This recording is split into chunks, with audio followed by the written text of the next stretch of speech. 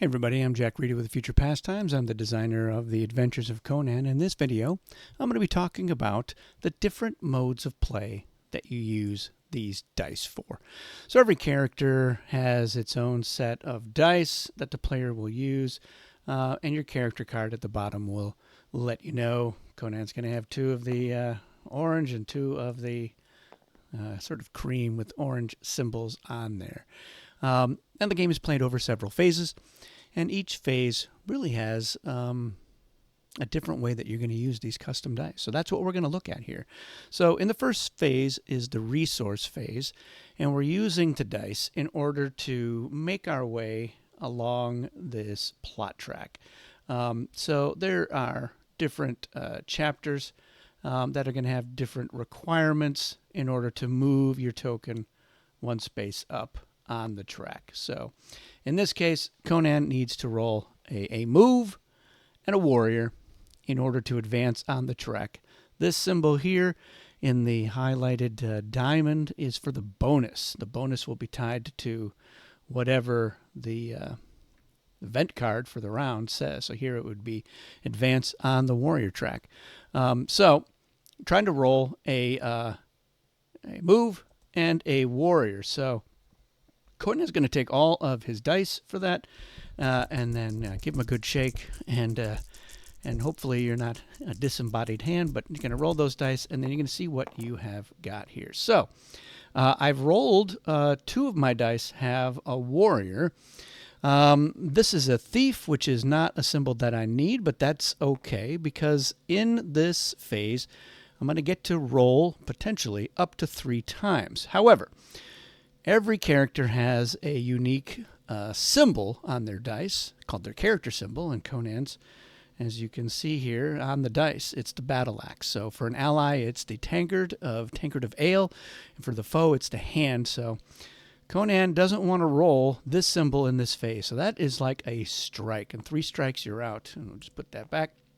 But you notice on this die, it's a split result. So it's got the character, but it's also got a warrior. Now, in this case, if I can use the warrior, then I can count it as a success. If I can't use this other symbol, then that would be a strike as well. But a warrior is one of the symbols that I need, so I'm going to set that aside as a success. Now, I rolled this warrior too, but I only need 1, so I get to re-roll these 2 dice. So that was my first roll. All I need now is that move symbol, which I have a move symbol on this orange die, and I have a wild, which is the star, on that die. So I have a chance.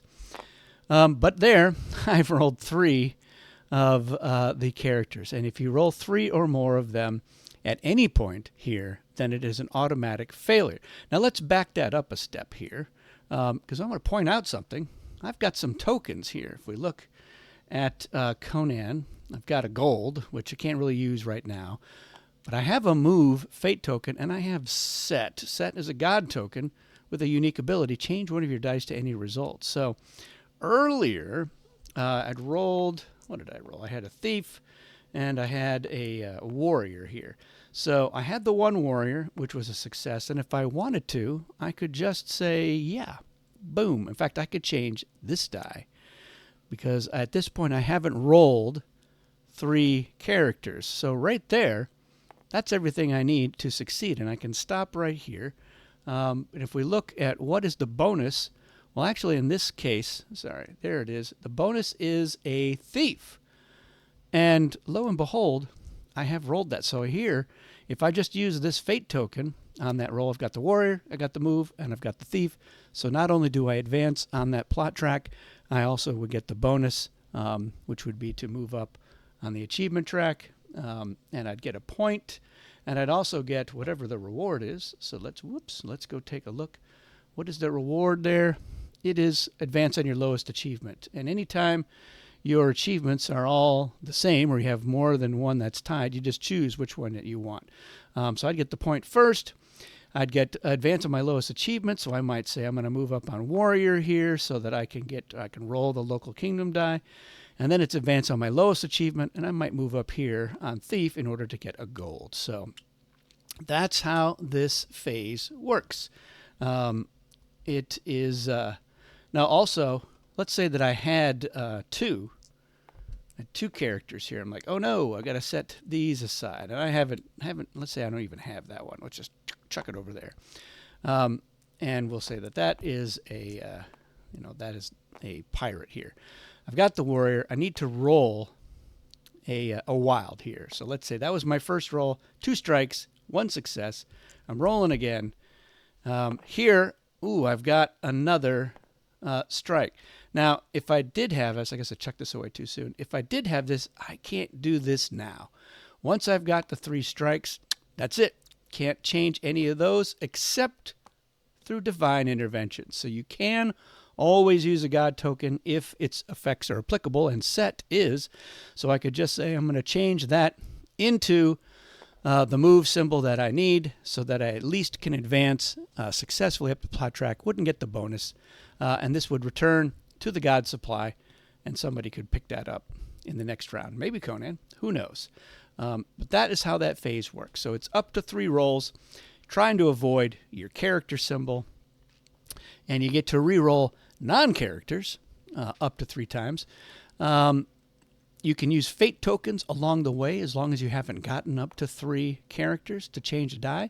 And let's say what I needed was I needed a warrior and I needed a scry. And scry is it's the eyeball symbol there. Let me see if I can find that.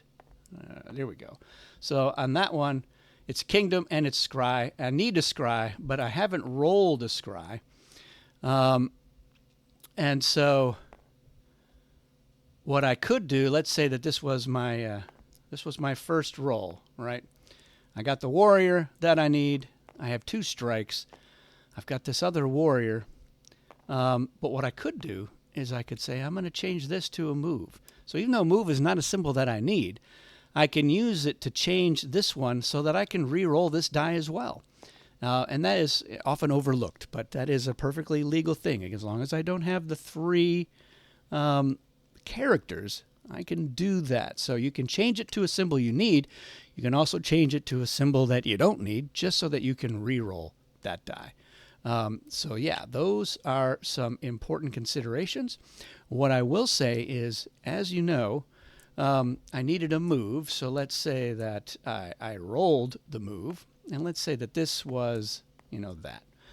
I've rolled what I need here. This is a success. This was my first roll. Got 1 strike. Everything I need to just move up.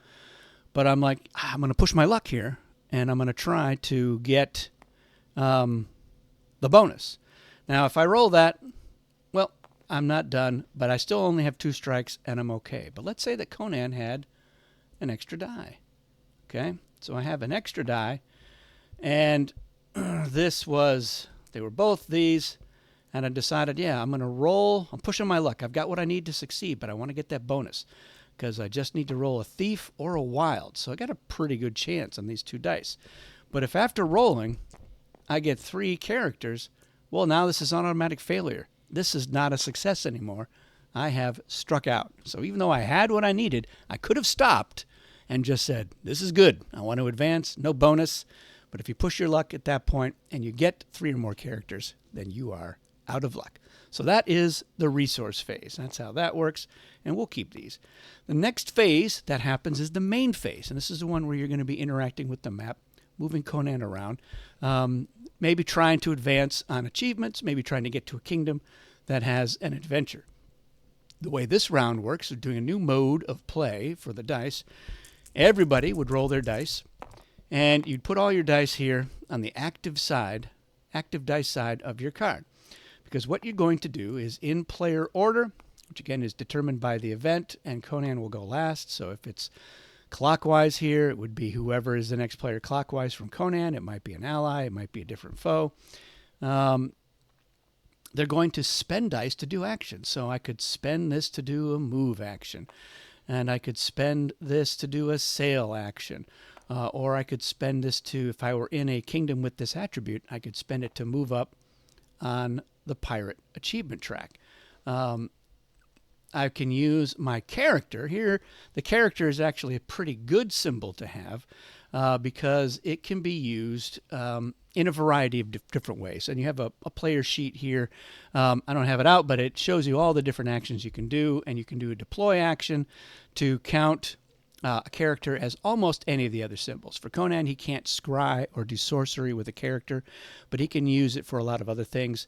You cannot use a character to advance on the achievement track.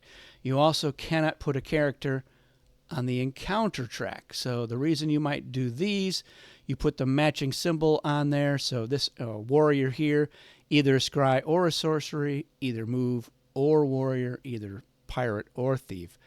Not both, but one die will cover up that whole space if it has one of those two symbols. And you need a number of dice equal to the number of players. So in a 3-player game, 3 dice, although you could put 4, to unlock the encounters. And these are the encounters. So at the end of the main phase, if Conan is in a wealthy kingdom, that would be one of the ones with the purple background there, and it says wealthy. Any kingdom that doesn't have the snow attribute, so that's just these 4 northern kingdoms up here, 1, 2, 3, 4, they have that attribute, or in this case, a port kingdom. That's one of the blue ones. And not to be confused, this is a port kingdom. It's got the pirate attribute as well, but that doesn't mean it's necessarily a port kingdom. This one has a pirate attribute, and this is an eldritch kingdom. So, but the blue ones are ports. So if Conan is in one of these, at least one of these, he would have to face that encounter. And let's say he was in a port kingdom, he would have to face the snake first, because none of the port kingdoms have got the snowflake attribute.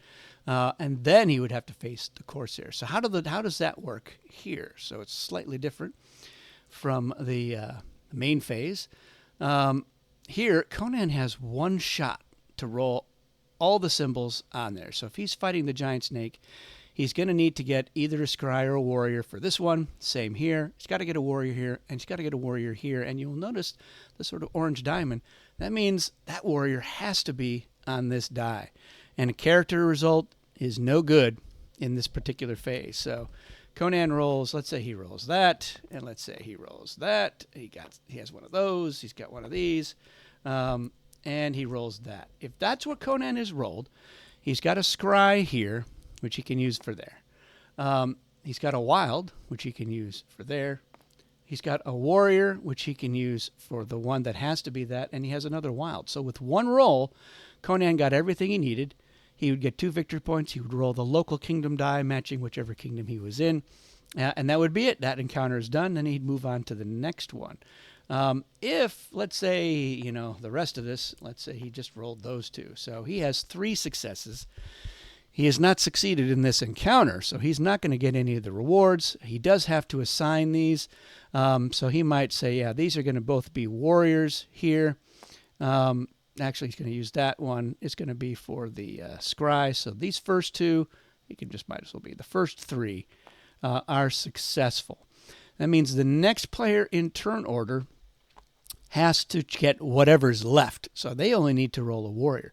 But this restriction about dice only applies to Conan. So for everyone else, it's just the symbol that matters. So if the foe is next, they roll all of their dice, and if they complete it, they get the reward.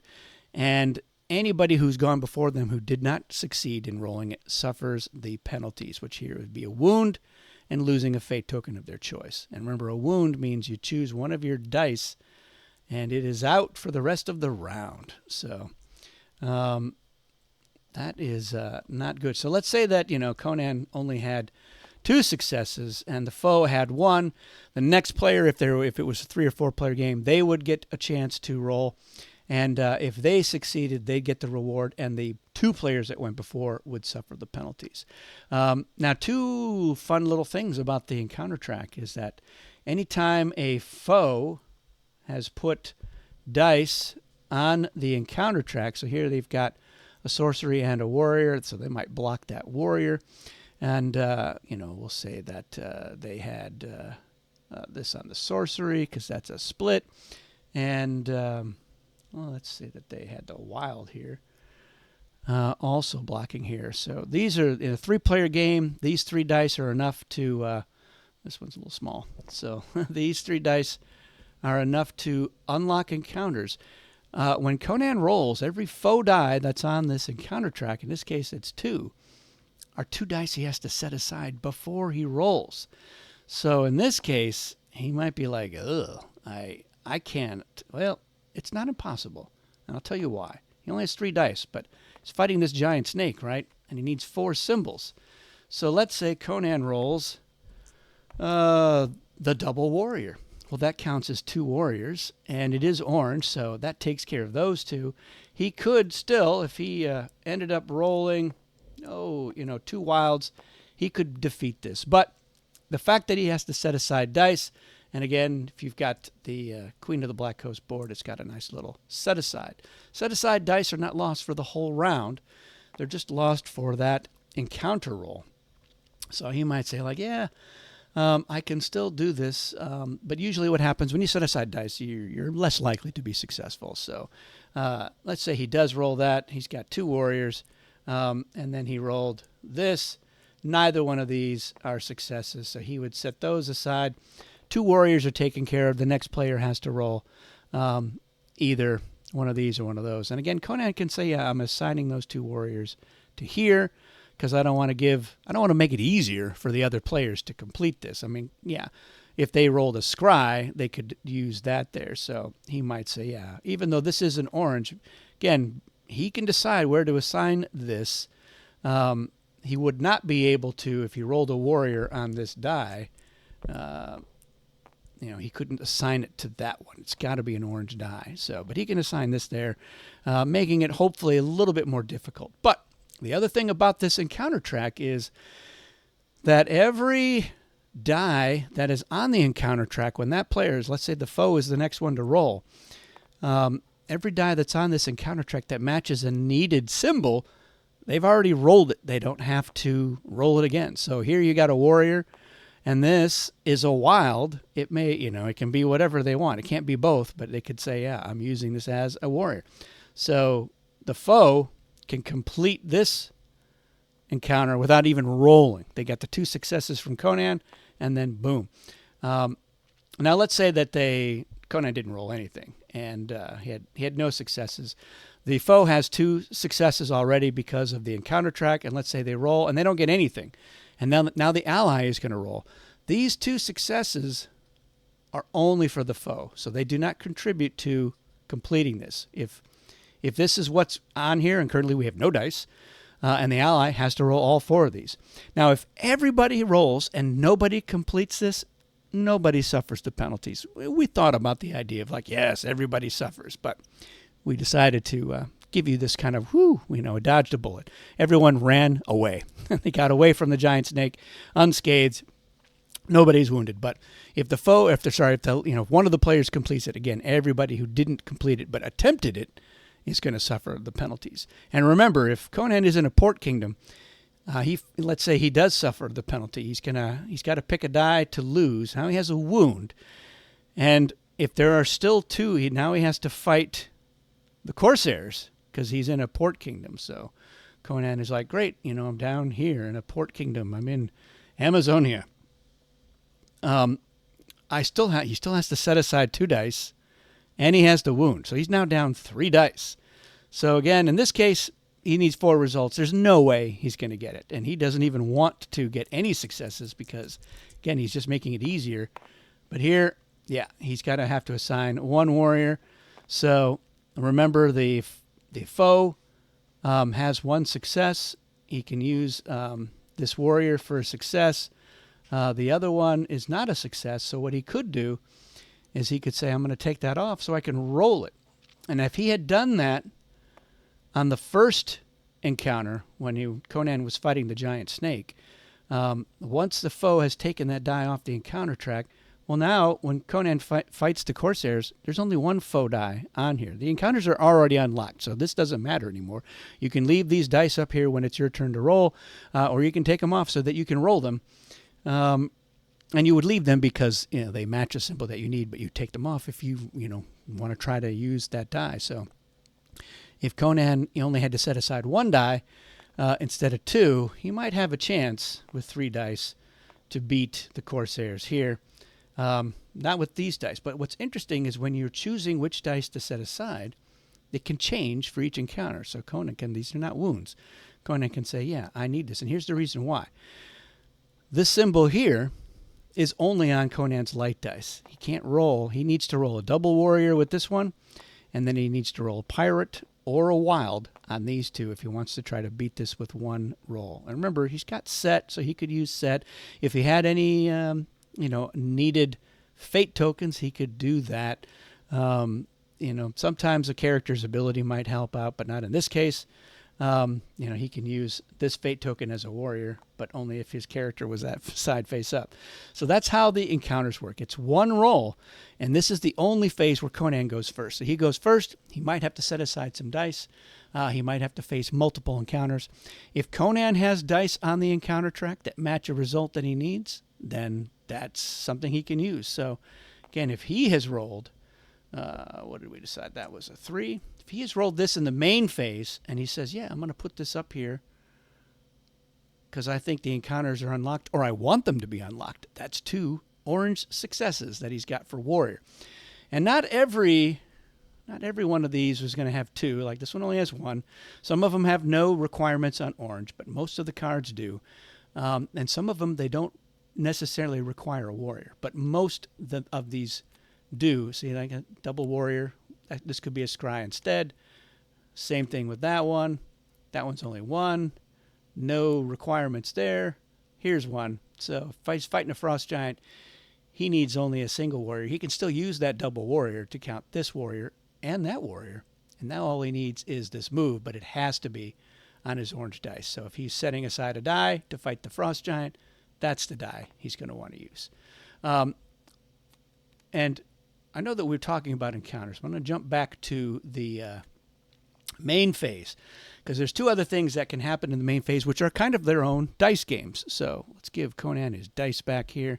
And he somehow has 5 dice. Maybe he unlocked one from the plot track or the achievement track, or he just bought it. It cost him 3 gold.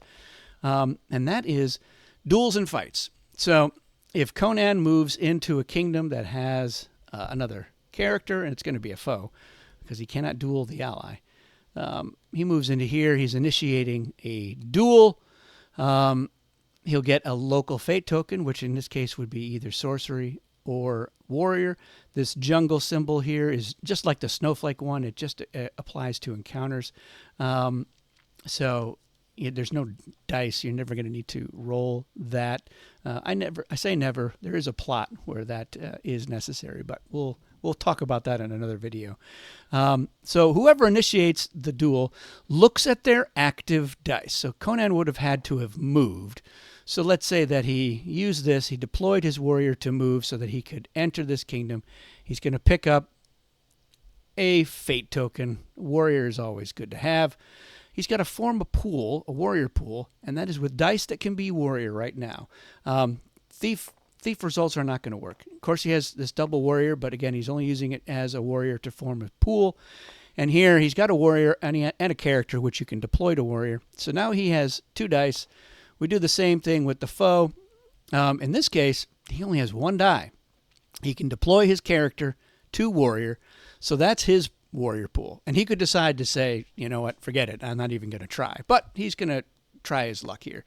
So those 2 players have formed their warrior pools, and now they're going to roll their dice to see who can roll more warriors. So here we've got Conan has rolled a double, so we would take 2 hits for that.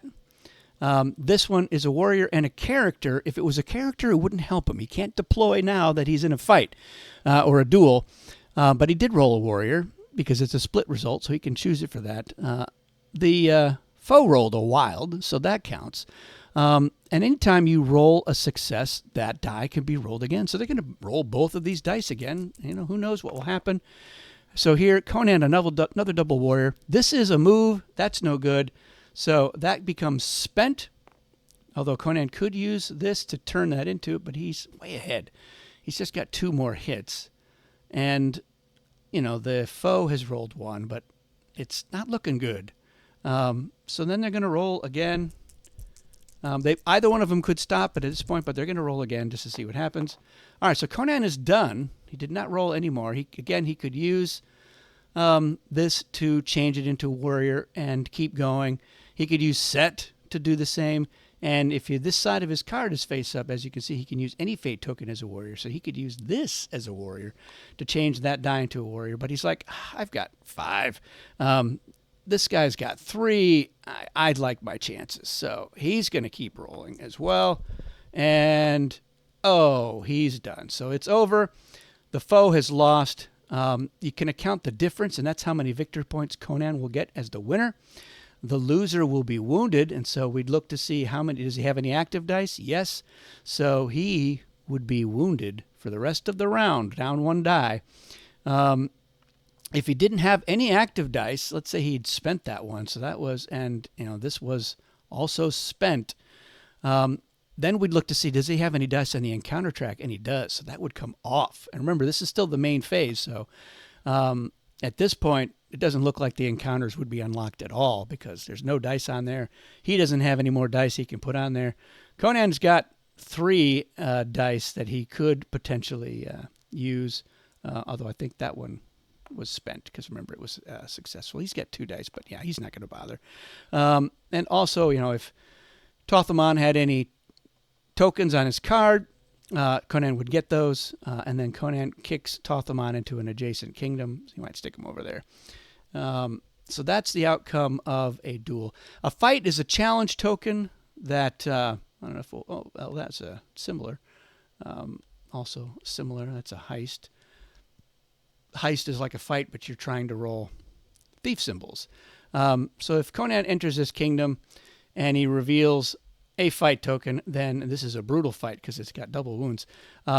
He's making his own warrior pool with his active dice, which in this case he would not be able to do any unless he turned this one into one. But and then he'd have to roll however many warriors are on here, just like a duel, except there's nobody rolling against him. So if he can roll 4, once he's rolled 4, then it's a success. He gets the victory points here, which would be 4. If at any point he can't get there, he suffers the penalty, which in this case is 2 wounds. And just like Conan, it would be, or just like in the other example, if he lost, then those 2 dice, or his active dice, he loses them for the rest of the round. All right, the final mode of play is adventures. So if Conan makes it to a kingdom, and let's say that let's say he's actually in Zingara. He has made it to Zingara. He might have sailed there, like, woo, earlier. Then he is going to do an adventure. So I'm just going to bring this over here. We'll get rid of those and these. So the way the adventure works is it starts off with 1 roll, but it's all the players are going to get to roll with Conan going last. So let's say that we've got the foe. Foe is in here. Let's make these dice a little bit bigger as well. So the foe would, or the ally, is first in turn order, 3-player game, because we're going clockwise. So the ally would roll their dice first. 1 roll. And Conan looks and sees how many of these are successes, and then he decides if he's going to apply any of them to this adventure. And so we've rolled 2 successes. There's a thief and a warrior. So Conan's like, great, I'm going to use, I'll use one of the warriors, I'll use the thief. These other 2 can't be used, so I'm going to set them aside. And if this gets completed, especially by Conan, every player who has had dice contributed will score this many points per die. So he's giving up 2 points to the ally for theirs. Next, we have the foe roll. So they're going to roll their dice similarly. And once again, a single roll, and we see what we get here. So here we've got we've got a warrior, and we've got a sorcery. So sorcery is a symbol that Conan doesn't have any in his dice. He does have a wild, but sorcery is also very easy for the foe to roll. As you can see, he rolled 2. So he's like, sure, I'll give you 1 point. But Conan's like, I'm not going to use this warrior. Because Conan is like, I can roll warriors. And when you were giving Conan 5 dice here, he bought an extra die at the beginning of the round. He's like, surely I can buy a warrior. And let's say that he doesn't have this token. And let's say he also doesn't have this god token. So it's all up to Conan at this point. He He doesn't need a move. He needs a thief, which means he's got to roll a thief or a wild on those dice. So here we go. We're going to see what happens. What has Conan rolled? So, boom, he got everything he needed. He got the other warrior, and he got the thief. So this is all successful. So the foe would get 1 point. In fact, these points would be scored in order. So first, the ally would get 2 points. Foe would get 1. Conan would get 2, and then Conan would get the adventure card. And in the next phase, which is the end of the round phase, Conan is in Zingara. You check to see if somebody has an adventure card and are in the matching kingdom. And of course, Conan just got it, so he is there. So he would get the rewards, which are listed on the bottom. Advance on thief. He'd gain a challenge token, and he would get to roll the port die. That's the blue die. So he might, pick up a fate token or some gold. Yeah, he would have picked up a scry fate token with that roll. So that is how Conan wants things to go. But let's take a look at some other examples. Let's say that Conan just miraculously, he rolled 4 characters and a thief. So he has to apply this thief if it can be applied and it's successful. So great. But then there's still another warrior that we need. So what we do is we do a check-in in order. First, we go to the ally. Do you have any results that could be applied here? Now, the ally didn't roll them. If the ally had rolled, had rolled that, then the ally would place the last die on here. Completing it, it would get scored again. Ally 3 points, foe 1 point, Conan 1 point, and the ally would get the card because they placed the last die. And the ally is wherever Conan is, so at the end of the round phase, the ally would advance on thief, gain a challenge token, roll the port die. But we know from our example that the ally did not roll that. So we would go to the next player in player order, the foe.